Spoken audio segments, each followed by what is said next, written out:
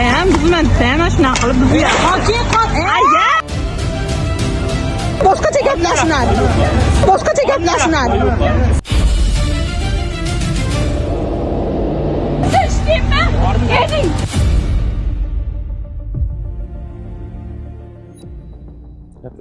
Assalomu alaykum. Men Eshonxon va Yayraxon, Qo'qon shahridagi Shohruxobod 24-domda Moxiy Fashion magazining rahbariman. Murojaatim Saida Shavkatovnaga, yuqori tashkilotdagi rahbarlarga hozir renovatsiyaga tushgani tufayli meni magazinimni meni roziligimsiz menga bildirmasdan turib kunduzi tazyiq o'tkazishdi, buzvorib, devorlarimni qimirlatib, meni yoshim 51 yoshda, meni yoshimga qaramasdan behurmatlik qilib, buzuvchilar bosh tepadan turib buzishdi, boshlarimga toshlar yog'ilib, ana shunaqangi ishlar qilishdi.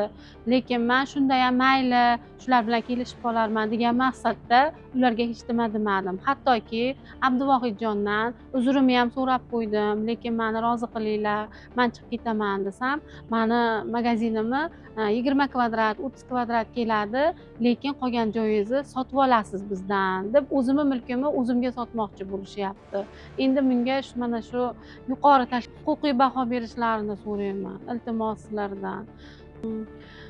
Kechqurun soat 2 do'konim buzilib turgani haqida xabar keldi. Tekshirgani borganimda haqiqatda do'konimiz o'zi yarim qismi tepa qismdan buzilib tushib, o'zi yonbosh eshiklarimni g'ishlar, hamma toshlar bekilib, ichkariga kirib bo'lmaydigan holatda bo'libdi ekan.